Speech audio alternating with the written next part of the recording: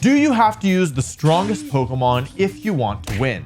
Many players think yes, but over the years, a few trainers have believed in the unique value that a weaker Pokemon could bring. And I'm going to tell you about 3 of the weakest Pokemon ever that were still able to win huge tournaments despite them being so out there that it doesn't even seem possible. But first, what does it mean for a Pokemon to be weak or strong? A Pokemon's stats are generally the most important when it comes to its strength. Not just having high stats, but also having them be distributed well. This is a big part of why the Paradox Pokemon and the Treasures of Ruin are currently so popular. Their stats are amazing. In fact, when you look at the best performing Pokemon each year, it's always Pokemon who have great stats in addition to something else going for them. But just because the best performing Pokemon always have great stats, it doesn't mean you need to have a lot of stats in order for a Pokemon to be good. In 2016, Smeargle was one of the best Pokemon despite its mediocre stats. It was the only legal user of Dark Void, a powerful move that puts both opponents to sleep. And because it could learn every move in the game, it was able to be customized to be the perfect supporting Pokemon for every team. Add on to that its chaotic ability Moody, which punished opponents for ignoring it, and you had a super volatile Pokemon that threw battles into chaos. Another example is Shedinja, a Pokemon with abysmal stats due to its HP, defense, and special defense all being effectively irrelevant. But in 2019 and 2022, Shedinja saw play due to its ability making it immune to all non-super effective damage, which allowed it to shine in formats where teams were centralized around a few heavy hitters. But both Smeargle and Shedinja have something unique that makes them special. In one case, the best move pool of all time, and the other, the best ability ever made. It helps when there's something unique about a Pokemon that only it can do. But before we talk about our first weird and wacky tournament winning Pokemon, we have to talk about how you're using such a boring browser. Which is why the sponsor of today's video is Opera GX, a browser designed for gamers. Did you know that default browsers hog your PC's resources? If you're like me, you might have tons of tabs open at a time, but all those tabs can eat up resources your computer has to do other things. With the GX control feature, you can limit how many resources those tabs are eating up. And with GX mods, you can totally customize how the browser looks with ease, making it match your personal style. You can customize the background music, keyboard sounds, opening and closing tab sounds, theme and colors of the browser, and dedicated wallpaper, and manage it all from the mods menu while downloading new mods from the mod store. Visit the GX store to see the wide range of mods available for people to explore and create. And if you use my link in the description to download Opera GX, you'll get access to the latest 12 videos feature, where you'll easily be able to find my 12 most recently uploaded videos. Use my link below to download Opera GX today. And thanks again to Opera GX for sponsoring this video. So we were talking about Pokemon that have something unique that only they can do. And that was exactly the case with Eevee. And no, I don't mean one of Eevee's many evolutions, I mean regular Babby Eevee. In Pokemon Sun and Moon, Eevee was given something unique that only it could do. A special Z move called Extreme Evo Boost, which I can't show here because it'll get the video copyright claimed. When Eevee uses Extreme Evo Boost, all of its stats increase by 2 stages. This is an unbelievably powerful move, but it's difficult to use because Eevee's stats are worse than Voltorb's. In spite of this, a few players believed in Eevee. They realized that even though Eevee couldn't utilize these huge stat boosts super well itself, it could give them to a partner with the move Baton Pass or the attack Psych Up. One of these players was Jeremy Rodriguez, who constructed a team entirely around this strategy. Jeremy used Clefairy, oh yeah, this team also had Clefairy, another unevolved Pokemon, to protect Eevee with Follow Me and Frengard. Then he would use Baton Pass to give his boost to Crocodile, which had the niche move Power Trip. This move starts out at a measly 20 base power, but gains 20 base power for every 1 stat boost. That means after an Extreme Evo Boost, this move has a base power of 220, which is almost 50% stronger than Hyper Beam. On top of that, this team had a second mode with Psych Up and Stored Power Espeon, which is the psychic equivalent of Power Trip. And that's not all. Jeremy also used a Smeargle with the moves Follow Me and Fake Out to help Eevee get set up. But Smeargle also knew the move Transform. This meant that Jeremy could potentially have 2 boosted Crocodiles or Espeons to destroy his opponent's team. Jeremy brought his Eevee-centric team to the Fort Wayne Regional Championships, where he finished 3rd. He followed it up at the Hartford Regional Championships, bringing the same 6 Pokemon and this time finishing 7th.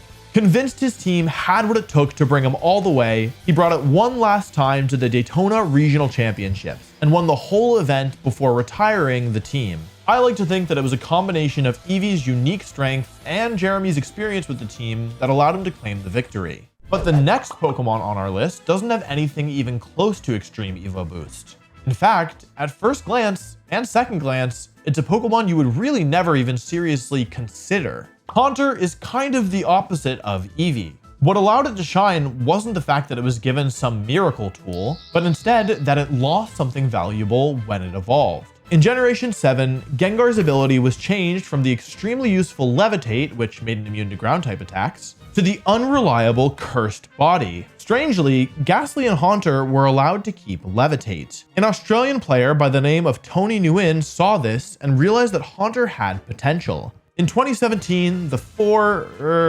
three Tapu Pokemon were dominating the format, and every one of them was weak to poison. While Gengar would have been appealing, there was a problem. Tony wanted to use Garchomp, and thanks to the ability change, Garchomp couldn't Earthquake while Gengar was on the field. We did Mega because we wanted to keep Levitate in case he wants to go for Earthquake. We don't have Levitate anymore, Marcus! Oh wait.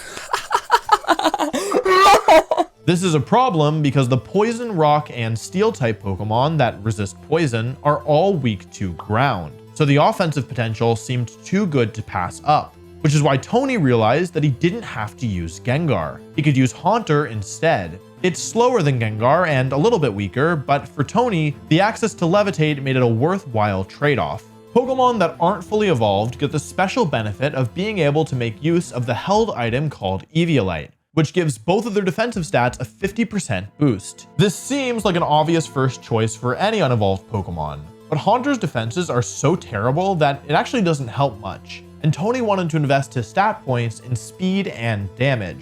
So instead, he gave his Haunter a Focus Sash and a move pool of Protect, Shadow Ball, Sludge Bomb, and Taunt. Tony attended the 2017 Brisbane Regional Championships, and against all odds not only made it to the final bracket, but ended up winning the whole event. Sadly, no footage exists of the event, but we can see that every one of the other teams in the top 8 had at least one Tapu, and Haunter was able to hit half of his finals opponent's Pokemon for super effective damage, with Garchomp hitting 2 of the remaining 3. It's not that Haunter was the strongest Pokemon. Even after Tony's win, nobody else dared to touch it. But it was the perfect Pokemon for the niche that Tony needed on his team. By the way, I actually also used Haunter in a tournament once, and though it was a completely different set, I made a video on it which you can check out here. And hey, if you're liking the content, make sure you subscribe so you can watch more. Haunter isn't the weakest Pokemon to win a tournament, nor, in my opinion, is it even the strangest. And while the two Pokemon we've talked about thus far won in 2017, a year where the power level was lower, this Pokemon managed to win in 2016, the year with Xerneas, Primal Kyogre, Primal Groudon, and Mega Rayquaza. What Pokemon could possibly stand up to such overwhelming power? Well, you might know that Whimsicott has been a mainstay of competitive Pokemon for many years. Whimsicott is a good Pokemon. It's fast and has the amazing ability Prankster. Plus, it has a great supporting move pool to take advantage of it. But in 2016, Jamie Boyd had a problem. He was updating the team he'd brought to the World Championships, but he'd added Infernape, and in doing so was suddenly faced with a dilemma. Both his Whimsicott and his Infernape wanted the Focus Sash. It was really important for both Pokemon to survive a hit, but only one of them could hold this crucial item. But Jamie realized he didn't actually need to use Whimsicott, since he was just using it for its supporting move pool and ability. So instead of Whimsicott, he decided to use its pre-evolution Cottony. This little cotton ball was the piece de resistance to his entire team. And thanks to that Eviolite item I mentioned earlier, it was able to gain a ton of stats, allowing it to become remarkably tanky. And Jamie put that tankiness to good use. Because that's not gonna KO my Cottony, not even close. Even though he wasn't running a move that could do damage, it didn't mean his opponents could just ignore Cottony. Jamie ran the move Encore, which forces the target to use the last move they used for several turns. This let Cottony reliably check Xerneas, who wanted to set up with Geomancy, as well as any Pokemon that used Protect in front of him. He also ran Fake Tears, which cuts the special defense of the target in half. Now, this obviously worked well with his special attackers, but what about his physical attackers? Well, each of his physical attackers also had a special move, so no matter what Cottony was paired with, it could always threaten damage. Cottony wasn't fully geared towards offense. It ran Safeguard, which was a very crucial move to stop Smeargle from putting the whole team to sleep with Dark Void. And Cottony's final move paired well with Safeguard, Swagger. Swagger doubles the target's attack stat, but confuses them in the process. This can be used against opposing special attackers to give them a 50% chance to fail an attack. But it could also be used to double one of his own Pokemon's attack stats. And if Safeguard was up, that negative confusion side effect would be blocked. Jamie was only able to run all 4 of these moves without something like Protect because of how much more defensive Cottony was compared to Whimsicott. This ridiculous utility paired with its staying power due to the Eviolite was the exact thing Jamie's team needed, and he was able to win the Liverpool Regional Championships because of it. So, do you need to use the best Pokemon in order to win? I don't think so. But what these 3 weaker Pokemon have in common is that their trainers all identified something unique that only they could do. They didn't use these Pokemon because they were weak, they used them in spite of it. Even though none of these Pokemon had enough going for them to be competitive mainstays, they were able to steal a tournament victory by showing up at the right place at the right time.